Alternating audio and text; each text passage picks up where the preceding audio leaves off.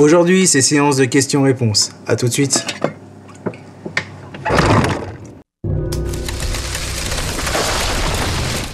Nous allons commencer cette série de questions-réponses par la question de Bruno qui est plutôt intéressante. Il nous demande pourquoi lorsqu'il visionne une photo sur son appareil, les couleurs sont toujours plus claquantes que quand il l'exporte sur son PC et pire encore quand il la regarde depuis le programme Lightroom. Je dirais que la réponse se passe en deux actes. Premièrement, il faut savoir que l'écran d'un appareil photo, aussi bon soit-il, n'aura jamais la même qualité que l'écran d'un ordinateur fixe.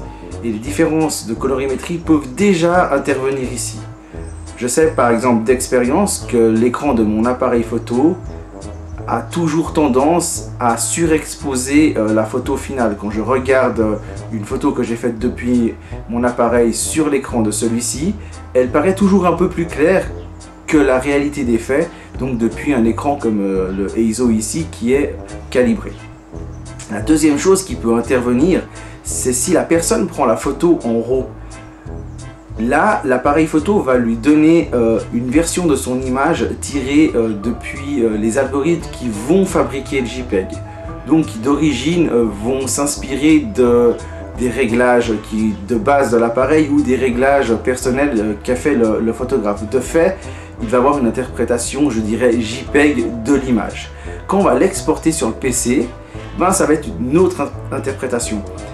Comme je l'ai expliqué dans mon article sur le RAW, vous allez voir l'adresse qui va apparaître quelque part dans l'écran, je ne sais pas où. Le RAW est un fichier qui permet des milliers et des milliers d'interprétations possibles. Et quand on demande à un programme d'en afficher le résultat, il va l'interpréter à sa façon s'il n'est pas guidé par nos soins. C'est pour cette raison que le développement est extrêmement important. Donc voilà les deux raisons qui vont faire que une image sur un écran d'ordinateur fixe pourra paraître à la base plus fade que visionnée sur son écran d'ordinateur. Merci Bruno pour ta question et on passe à la suivante. Next. Pour cette prochaine question, c'est Didier qui s'y colle et comme vous allez le voir, il m'a posé pas mal de questions, donc vous allez entendre son nom plusieurs fois dans cette vidéo. Sa question était très simple. Pourquoi presque tous les réflexes sont noirs? Alors j'avoue que cette question m'a posé beaucoup de problèmes parce que j'ai essayé de trouver une réponse très intelligemment en cherchant sur Google et je n'ai rien trouvé. J'ai essayé de me souvenir de ce que j'ai étudié par rapport à la photo et encore une fois, rien de pertinent. J'ai pas trouvé de constructeur qui a pu m'apporter une réponse vraiment solide. Alors, comme j'ai pas une réponse qui soit sûre et totalement irréfutable, je vais procéder par déduction et si quelqu'un dans l'assistance connaît la réponse, je la donnerai à la prochaine vidéo. Alors, par déduction, je dirais que les appareils photo sont noirs parce que c'est une couleur qui est simple, discrète et en plus pas trop salissante. Si on a un appareil photo rose et qu'on veut faire par exemple de la chasse photographique, c'est pas ce qu'il y a le plus discret au monde. Même chose pour toutes les autres couleurs d'appareils photo. Ce que je sais, c'est qu'à l'époque, on trouvait souvent des appareils photo dans deux couleurs. Par exemple, le Canon AE1 qui se trouve ici, on pouvait le trouver aussi en argenté.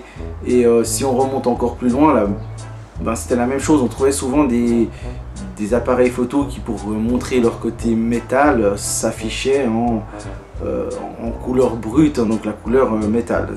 Je pense vraiment, comme je le dis, j'ai pas une réponse absolue, mais je pense que c'est une question de praticité, de discrétion, rien de plus quoi. Après peut-être que je me trompe totalement, et si quelqu'un a la réponse, je suis vraiment très curieux de la connaître. J'espère avoir répondu plus ou moins bien. À la prochaine question. Next. La prochaine question, c'est Julien qui l'a posée, et j'avoue, elle m'a bien fait sourire. C'est d'ailleurs la seule que j'ai appris par cœur. Comment fait-on pour devenir un super photographe, gagner plein d'argent et faire plein de voyages? Alors comme on voit, c'est pas une question, mais 3 questions. Je vais y répondre une par une. La première question, c'est comment fait-on pour devenir un super photographe? Alors ça, c'est vraiment très simple. Première étape, on achète mon livre qui se trouve ici. Deuxième étape, on lit mon blog. Et troisième étape, si on habite dans la région de Genève ou qu'on veut se déplacer, c'est un bon début pour faire plein de voyages, on peut prendre des cours avec moi. Comment gagner plein d'argent? Alors là, j'avoue que la première question que je me pose moi, c'est qu'est-ce qui a fait croire à Julien que je gagnais plein d'argent? Franchement, je vois pas. Plein d'argent, ouais, bon. Je vois 2-3 trucs, c'est comme on m'a dit, gagner plein d'argent, faut faire beaucoup de travail, faut beaucoup bosser. J'avoue que je connais pas trop ce que c'est le mot travail, j'ai cherché dans le dictionnaire mais j'ai pas très bien compris ce que ça voulait dire. Donc voilà, faut beaucoup de travail. Et puis la dernière question, c'est comment faire plein de voyages? Et ben à mon sens, faut gagner plein d'argent. Ok, prochaine question. Next. Pour la prochaine, c'est Frédéric qui s'y colle avec une question plutôt pertinente. Il nous demande s'il est préférable de nettoyer son capteur tout seul avec les risques que cela comporte, ou s'il faut se tourner vers un professionnel et pourquoi pas un professionnel de la marque même. La réponse ne peut pas être catégorique. Si vous vous sentez capable de nettoyer votre capteur, que vous savez exactement ce que vous faites, allez-y, je veux dire, c'est pas l'opération la plus difficile du monde. Par contre, c'est vrai qu'on touche au capteur, au cœur même de l'appareil photo, et ça demande un certain savoir-faire, surtout ne pas faire de bêtises, parce que cette partie-là coûte cher à remplacer, voire même trop cher. Parfois, il faut mieux qu'on casse le capteur, changer d'appareil photo, plutôt que de tenter de le changer. Donc je pense que si on a un doute sur la façon de faire, sur comment procéder, mieux vaut faire ça auprès d'un professionnel, d'autant plus facilement que très régulièrement, que ce soit en France ou en Suisse ou en Belgique, les grandes marques proposent des séances de nettoyage lors d'événements. Donc il ne faut pas hésiter à se présenter dans certains magasins, etc. Et même le coût d'un nettoyage n'est pas énorme. Par contre, il faut vraiment bien choisir là où vous allez faire nettoyer votre capteur, parce que sans faire de la délation, certains magasins qui proposent ce nettoyage vous redonnent un appareil plus sale que quand il est arrivé. Donc je vous conseille de traîner un peu sur internet, sur les différents forums, de poser la question où les gens vont dans votre région et si vous avez des bons retours, et puis de le faire nettoyer pour un professionnel si vous doutez de vos capacités. Et encore une fois, c'est vraiment, si vous avez le moindre doute, il ne faut vraiment pas hésiter à passer par un pro. Si vous vous sentez totalement à l'aise parce que vous savez vraiment ce que vous faites, alors faites-vous plaisir et nettoyez votre capteur. Personnellement, je suis un énorme fainéant et malgré que je sais comment faire, comment m'y prendre, je préfère régulièrement passer par le CPS de Canon Suisse et faire nettoyer mon capteur lors d'événements organisés par la marque. Voilà pour cette question, on passe à la prochaine. Next. La prochaine question, c'est Boris qui l'a posée et elle m'a intéressé vraiment beaucoup de monde. En effet, il nous demande est-ce qu'il est réellement nécessaire d'avoir un gros téléobjectif pour faire de la photo animalière. Pour y répondre, je vais afficher quelques secondes une photo. C'est la photo d'une grande aigrette blanche en vol. Elle a été faite avec un objectif de 200 mm sur un capteur plein format. Pourquoi je précise un capteur plein format? Parce que c'était réellement 200 mm et non pas 300 mm grâce au crop factor de l'APS-C. Ce qui veut dire que si on peut faire une photo d'une grande aigrette blanche en vol avec un 200 mm, on peut faire tout un tas d'autres photos avec du matériel très modeste. Je vais afficher encore une autre photo. Donc cette photo, c'est la photo d'une cigogne sauvage qui a été faite avec une focale de 16 mm. En fait, c'est un 10 mm sur un capteur APS-C, ce qui donne 16 mm. Ces deux photos sont là pour montrer qu'en réalité, ce qui est vraiment le plus important, c'est pas tant le matériel que l'on utilise, mais la connaissance que l'on a de la faune que l'on veut photographier.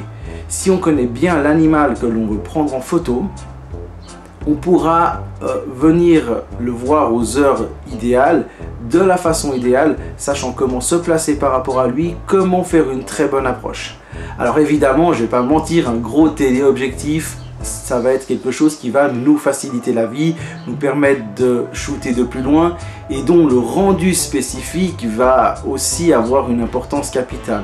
Un 600 mm f4 n'a pas le même rendu qu'un 600 mm f6.3. Donc oui, un gros téléobjectif en fait ça facilite la vie, ça donne un rendu particulier, mais c'est pas la condition sine qua non pour réussir de la photo animalière. On peut se contenter d'un appareil photo très modeste comme ce 550D avec un 100 mm qui sur ce capteur APC va donner 150 mm, puis vraiment bien étudier le sujet que l'on veut photographier et avoir une approche délicate et réfléchie qui va nous permettre de faire des photos plutôt pas mal, même avec du matériel extrêmement modeste. Bon, je crois avoir à peu près répondu à la question. Ce que je peux rajouter, c'est que courant septembre, peut-être début octobre, si je prends un peu de retard, je vais faire un très gros article sur la photo animalière, sur les objectifs à utiliser, la digiscopie, les gros télés, l'approche, enfin... J'ai essayé de faire quelque chose de plutôt exhaustif pour montrer que c'est accessible à tous. En attendant la prochaine question, de mon côté, je vais aller faire 2-3 photos. Ouais, j'ai photographié des bus variables, je crois. Pas forcément besoin d'un gros téléobjectif, je dirais. Ah, faux cul. La prochaine question, c'est Didier qui la pose. Oui, encore Didier. Sa question c'est, est-ce que le passé a un avenir? Autrement dit, quel est l'avenir de la photo argentique? Alors comme on peut le voir juste derrière moi, pour moi la photo argentique c'est quelque chose plutôt d'important. C'est que chaque année je m'oblige déjà pendant un mois à ne faire que de la photo argentique en dehors du cercle professionnel, parce que quand je fais de la photo pour mes clients, j'ai pas vraiment le choix que de la faire en numérique. Mais autrement pour mon loisir, un mois par année je m'oblige à faire de la photo en argentique. Parce que c'est quelque chose que j'aime vraiment. Je pense qu'au vu de tous les passionnés de photo argentique qu'il y a, qui ne sont pas avec des œillères et donc qui font aussi bien de la photo numérique argentique, je pense que l'avenir de la photo argentique est plutôt assuré et rassurant. Après, ce qui va se passer, c'est qu'on va peut-être trouver moins de films très spécifiques. On sait que certains films moyen format, grand format ont clairement disparu. Ça va être un peu plus compliqué à développer et ce qui va se passer, c'est que ça va devenir simplement plus cher. En fait, la photo argentique va devenir plutôt un loisir, je dirais pas de luxe, mais disons un loisir plus onéreux que la photo numérique. Mais l'avenir de la photo argentique est grand ouvert et à mon avis, vu le nombre de personnes qui aiment ça, qui sont passionnées par les sels d'argent, je ne me fais pas trop de soucis quant à l'avenir de la photo argentique. Bon, prochaine question. Next. Cette question-là, c'est une question de monsieur BRICE. Vous le prononcez comme vous voulez. Donc, il demande, c'est quand que tu testes le Canon EF 1635 f4? Mais qui te dit que je l'ai pas déjà testé? Next. La prochaine question, c'est mon ami, mon assistant et mon patron Daniel qui me la pose. Des tutos vidéo, oui, mais quand? Bah, je sais pas, c'est quand que t'as le temps. On prend rendez-vous, comme ça tu regardes quand tu peux me caler sur ton agenda ou quand je peux te caler sur mon agenda. Bah oui, parce que effectivement, j'ai promis plein de tutos vidéo et mon grand caméraman et assistant et patron et ami Daniel est censé me filmer, mais le problème c'est qu'on n'arrive pas à vraiment synchroniser nos agendas. Donc oui, il y aura des tutos vidéo cette année et en plus ça démarre bien puisque j'ai une Canon et j'ai l'Egria Mini X. Super, ça va m'aider déjà, je peux commencer à me filmer tout seul. Et donc avec mon ami Daniel, on va vous offrir plein de tutos vidéo et ça je vous en parle dans une autre vidéo quoi. Prochaine question. Next. La prochaine question, ou plutôt les prochaines questions, car en fait il y a plusieurs personnes qui m'ont posé pas exactement la même question, mais une question qui allait exactement dans le même sens, est plutôt étrange. Je m'explique. Le sens général de ces questions c'était « Pourquoi es-tu fan de Canon ?» Alors j'avoue que là, je suis épaté. Parce que je vois pas du tout, mais alors pas du tout, qu'est-ce qui peut vous faire penser que je suis fan de Canon. On passe simplement à la prochaine question, non? Next. La prochaine question est celle de Stéphane. Très curieux, il me demande « Est-ce que le 8D va vraiment sortir ?» Alors déjà qui s'appelle 8D, 7D Mark II, etc. etc. et je n'ai absolument aucune idée de s'il va sortir ou pas, quand il va sortir. Je vous donne rendez-vous en septembre, aux alentours de la Photokina. Peut-être que vous aurez des réponses. Message subliminal, message subliminal. Prochaine question, next. C'est Jean-Philippe qui pose la prochaine question, une question toute simple et peut-être intéressante pour certains qui se posent des questions sur la pérennité du matériel. Il me demande est-ce que le 1DS est bien et comment jouer. Alors comment jouer, comme tu peux le voir, je vais plutôt très bien. Et est-ce que le Canon EOS 1DS est bien? Oui, c'est un appareil photo plutôt exceptionnel. C'est le premier réflexe numérique de la marque Canon qui était plein format. C'est pourtant un appareil photo extrêmement vieux dans le monde du numérique. Je veux dire, il est sorti au début des années 2000. À cette époque-là, c'était un peu une révolution dans le sens où c'était vraiment le premier appareil à proposer un capteur plein format. Ce qu'on peut dire, c'est qu'à l'heure actuelle, les capacités de son capteur restent bien, mais si on le compare simplement à un 6D, donc je dirais le 6D est un appareil plein format, le plus petit appareil plein format de Canon. Si on le compare au 6D, il se fait totalement enterrer par la montée en ISO, par les capacités de l'appareil en lui-même. Ce qui va garder pour lui, c'est un viseur exceptionnel, c'est une tropicalisation presque à toute épreuve, une solidité absolue, mais la qualité du fichier, bien que totalement utilisable, je veux dire, on peut faire encore de magnifiques photos avec un DS, comparativement, il sera forcément en retrait avec ce qui se fait actuellement. Alors on peut se dire, oui, est-ce que ça vaut la peine d'acheter un appareil photo aussi vieux? Là où j'ai un vrai doute, c'est sur le fait que les appareils photo professionnels, donc la série 1D, que ce soit un D ou un DS, ces appareils qui ont été la plupart du temps utilisés, comme le nom l'indique, par des professionnels, et un professionnel, je sais de quoi je cause puisque j'en suis un, c'est pas super soigneux avec son matériel. Je veux dire, on l'utilise comme un outil, et là où quelqu'un qui fait de la photo par passion va prendre beaucoup de soin de son matériel, le professionnel, pas qu'il est je m'en foutiste ou qu'il s'en fout totalement de ce qu'il a, il aura moins de temps de prendre toutes les précautions que prendrait un amateur, et en plus il va l'utiliser largement plus. Je vois par exemple mon 1DX à l'heure actuelle, il a déjà passé les 150 000 déclenchements. Je veux dire, on va très vite parce qu'on travaille beaucoup avec. Alors un appareil du début des années 2000, qui est un appareil pro, bien que le fichier en lui-même, les fichiers qu'il va produire sont de bonne qualité, bien que ça reste un très bon appareil d'un point de vue ergonomie, d'un point de vue qualité de fichier, je me poserais la question s'il n'est pas mieux d'envisager l'achat d'un appareil plus récent. Pourquoi pas un appareil neuf d'une catégorie plus basse, mais qui soit plus récent. Pas que je sois un technophile aigu qui a absolument besoin de conseiller le dernier né, mais là je pense que vraiment le 1DS, bien que ce soit un très bon appareil, il a fait son temps, on va dire. Il lui faut une bonne retraite et laissons-le se reposer. Voilà. Alors prochaine question, next.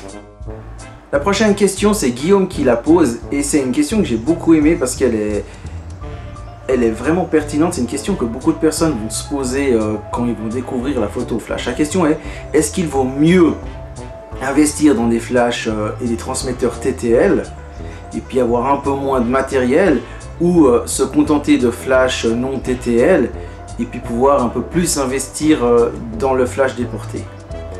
C'est une question pertinente mais qui n'a pas une réponse absolue. Ce que je veux dire, c'est que chacun voit midi à sa porte. Personnellement, j'utilise beaucoup de flash studio, et c'est les flash studio, mis à part le Profoto B1 qui lui est TTL, la majeure partie des flash studio ne le sont pas, donc on apprend à utiliser ces flashs en les réglant de façon manuelle. Donc je me sens très à l'aise avec ce sujet-là, et personnellement, si je devais acheter des flash Cobra en flash déporté, c'est vrai que j'investirais plus facilement dans plus de flash manuels que des flashs TTL. Mais dans un autre sens, un flash TTL va apporter donc une facilité d'utilisation qui est bien agréable, va aussi permettre d'avoir souvent une qualité de lumière qui est meilleure, parce que les flashs, je dirais pas nos marques, mais les flashs chinois qu'on peut trouver très bon marché, qui sont pas TTL, remplissent plutôt bien le job, mais restent toujours un peu en deçà d'un flash de marque quant à la qualité de la lumière, et surtout je dirais, à la reproductibilité de la même lumière. Il y a certaines petites variations qui, dans l'absolu, sont pas hyper gênantes, mais qui peuvent parfois, pour celui qui est peu pointilleux, poser problème. Donc vraiment, je dirais que chacun voit midi à sa porte. Alors, est-ce qu'il est préférable d'avoir 2 flashs TTL plutôt que 4 flashs non TTL? Je dirais que si on a besoin de 4 flashs, on n'hésite pas, on prend les 4 flashs non TTL. Si on peut se contenter de 2 flashs, je dirais prenez du TTL. Surtout que les flashs TTL, si vous en achetez un supplémentaire qui ne l'est pas, ça va... Voilà, les transmetteurs devraient être spécifiques, mais genre ils ne vont pas être inutilisables en non TTL. Personnellement, ouais, je sais pas trop quoi conseiller. C'est un peu comme quand on me demande, tiens, tu me conseilles quel appareil photo. C'est un peu difficile de conseiller un appareil photo quand on ne connaît pas les besoins spécifiques de la personne qui est derrière, ce qu'il va faire, comment il va le faire, quel est son niveau. Quel est son budget, enfin voilà, ça c'est un peu difficile. C'est le genre de questions intéressantes, pertinentes, mais un peu difficiles à répondre. Je dirais que vraiment le mieux à faire, c'est que tant qu'on peut prendre du TTL, on le prend, si on a le moyen de le faire, parce que celui qui peut le plus peut le moins. Et puis si vraiment on est coincé financièrement, puis qu'on se sent obligé pour avoir plusieurs flashs déportés, de passer par du non TTL, dans ce cas-là, ben, on va se contenter de flash non TTL. Mais je veux dire, c'est absolument pas quelque chose de dramatique, hein. Comme je l'ai dit en tout début de la question, les Flash Studio, mis à part le Profoto B1, ils sont tous non TTL et pourtant on gère ça très facilement. Donc voilà, au final la réponse elle vous appartient. Prochaine question, next. Cette question là, c'est Didier qui nous la pose, encore lui, hein. Merci Didier d'avoir été si prolique dans tes questions. Alors c'est une question, je dirais, très poétique et c'est pour ça que je l'ai sélectionnée. Il dit, comme le photographe dit, le petit oiseau va sortir, est-ce que le photographe est une sorte de magicien? En fait, le photographe est une sorte d'illusionniste. En réalité, le magicien fait des tours pour épater la galerie, pour divertir les gens, pour faire du spectacle. Et je dirais que le photographe, il n'est pas si loin de ça. Il n'y a pas un photographe qui va, même un photographe, un reporter de guerre par exemple, ne va pas transmettre l'exacte vérité de ce qu'il voit. Parce que comme ça a été répété un millier de fois, le simple fait de choisir une focale déterminée, précise, va plus ou moins influencer la lecture d'une photo, donc le résultat final. Et donc... le photographe est pas un magicien, mais je dirais un illusionniste. Il va vous montrer sa vérité et sa vision des choses. Puis c'est quelque part quelque chose plutôt de sympathique, de poétique, parce que à la base, le photographe qui ne transmet pas d'informations transmet plutôt quelque chose d'artistique, et puis c'est sa vision des choses qu'il transmet. Et donc que ce soit fait avec un appareil et uniquement un appareil pour les puristes, ou que ce soit fait avec un appareil et l'aide de programmes comme Photoshop pour ceux qui veulent aller encore plus loin dans l'imaginaire, l'idée que le photographe soit un magicien, un illusionniste, moi ça me plaît beaucoup et je pense que la réponse est oui. Au final, oui, le photographe est un magicien. Est-ce que je me suis pas trompé à un moment donné en disant le magicien est un photographe? Moi je sais pas. Bref, prochaine question, next. La prochaine question m'a été posée par plusieurs personnes, on la retrouve très périodiquement sur ma page Facebook, c'est où est-ce qu'on peut se procurer mon livre. Alors mon livre, il faut savoir qu'il a été édité par Emma Édition, on peut donc le trouver sur mon bureau, mais aussi dans toutes les très bonnes librairies et dans quelques bonnes boucheries. Plus sérieusement, on peut le trouver vraiment n'importe où, hein. Si on va dans une librairie puis qu'ils ne l'ont pas à disposition, on peut demander simplement de le commander. À mon avis, ils seront un plaisir de le faire. Des retours que j'ai, ils se trouvent très facilement. La plupart des grandes librairies l'ont en stock. Donc simplement, il se trouve vraiment là où on vend des livres et il n'y a aucun souci pour se le procurer. Question adjacente, on m'a demandé comment faire pour avoir la dédicace du livre. Alors c'est super simple, je suis quelqu'un d'extrêmement tête en l'air, alors d'une force c'est cataclysmique, donc quand on me demande « Ah, est-ce que tu peux m'envoyer le livre dédicacé ?» Je dis oui, toujours très volontiers. J'ai même des gens qui m'ont envoyé le livre et que je n'ai pas encore renvoyé. Je suis désolé, mea culpa. Faut pas m'en vouloir, je suis vraiment de bonne volonté, mais je suis hyper tête en l'air. Et quand je dis quelque chose, je le pense du cœur. Ah oui, je vais t'envoyer le livre dédicacé, il n'y a aucun souci. J'ai tendance à oublier. Alors, si vous voulez le livre dédicacé, vous me l'envoyez par la poste. Alors moi, je ne fais plus je n'envoie plus mon livre directement dédicacé avec les gens qui me donnent de l'argent pour le récupérer. C'est extrêmement compliqué et c'est encore pire quand je reçois de l'argent puis que je renvoie pas le livre. Je suis désolé, ça je le fais pas. Par contre, vous me demandez en message privé mon adresse, je vous la donne très volontiers. Vous m'envoyez le livre, je le dédicace et je vous renvoie le livre avec grand plaisir. Voilà, c'est la façon la plus simple à faire et je le fais vraiment très volontiers. Juste si vous voyez que je vous renvoie pas le livre tout de suite, c'est pas que je collectionne vos livres, c'est que j'ai juste oublié, donc n'hésitez pas à me relancer. Même chose pour les gagnants de mon dernier concours qui n'ont toujours pas reçu leur exemplaire des livres que j'ai promis. Là j'ai plus d'excuses, c'est vrai, là c'est en tournant la vidéo que je parle de livres et que du coup j'y repense. Je vous promets pas de date, mais je vais tout vous renvoyer ça. Désolé pour tous ceux aussi qui m'écrivent des mails, et oui j'en profite, et que je promets de répondre et que je réponds pas tout de suite, et puis qu'au final vous me dites ah mais tu m'as jamais répondu. C'est pas que je veux pas répondre aux mails de nouveau, c'est que je suis vraiment de bonne volonté, je suis toujours partant pour faire les choses, et puis je dis ouais je vais le faire dans 5 minutes, puis 5 minutes plus tard j'ai oublié. Et après ça me sort de la tête. Donc les gens qui m'écrivent des mails, qui me demandent des choses, qui me posent des questions, et puis je réponds pas tout de suite, faut vraiment pas hésiter, relancez-moi, même si vous me harcelez un petit peu, c'est même mieux, au moins je vous oublie pas, puis je suis sûr d'y répondre. Hein. Donc voilà, je crois qu'on peut passer encore une fois à la prochaine question. Next. Alors j'ai Eric qui m'a posé une question que d'autres m'ont posée de façon différente. Et oui encore, hein, les gens ont souvent les mêmes idées et on va penser que c'est des questions qui sont très pertinentes. Et la question d'Eric c'était comment avoir ton D4S gratuitement. Il y en a d'autres qui m'ont posé comment avoir ton 1DX gratuitement, comment avoir tel objectif gratuitement. Sincèrement, vous pensez vraiment qu'il y a quelqu'un un jour qui va arriver vers vous et vous dire tiens je te donne ça, c'est gratuit? Non, non, non, non.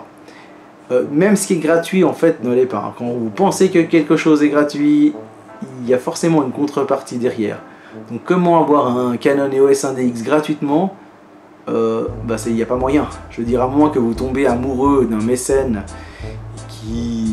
qui vous offre tout ce que vous voulez, non, il n'y a pas moyen d'avoir du matériel gratuitement. Et encore, il y a une contrepartie, parce que si vous êtes amoureux de lui, il voudrait quelque chose de vous en contrepartie.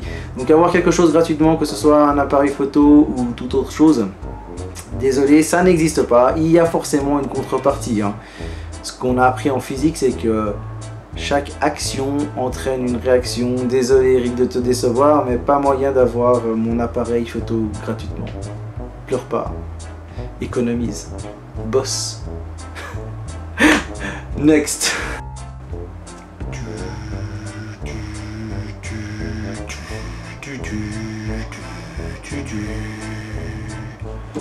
Quel est l'avenir de la photo numérique? Une question de Eric. Oh oui, encore un Eric. Selon comment je vais faire le montage, ce sera peut-être le premier Eric. On verra. Bon, bref. Une question de Eric qui demande quel est l'avenir de la photo numérique? Ben, la réponse, elle est très simple. Voilà l'avenir de la photo numérique. L'avenir du numérique, c'est moi. Prochaine question. Et non, pas de prochaine question. Nous voilà au bout de ce question-réponse. J'espère que ça vous a plu. Selon comment vous allez réagir, si vous allez applaudir des deux mains et me dire « Oh, on en veut encore », ben, j'en ferai un autre très prochainement. Puis si vous avez clairement détesté ce petit jeu de questions-réponses très à la mode sur internet, hein, j'avoue que j'ai rien inventé pour le coup, hein, j'ai clairement pompé ça à plein de youtubeurs. Et je suis pas un youtubeur le pur. Bon bref, si vous avez aimé, il y en aura certainement des prochains. N'hésitez pas à m'envoyer plein de questions parce que je me ferai vraiment un plaisir d'y répondre. Et puis si vous n'avez pas aimé, eh ben, je vous en ferai pas un prochain, tant pis pour vous. Vous savez pas ce que vous allez perdre parce que j'étais prêt à faire plein de choses, plein de trucs très drôles, ou moins drôles, ou plus sérieux, enfin bref. Dans tous les cas, c'est la fin. À une prochaine. Ou pas. On verra.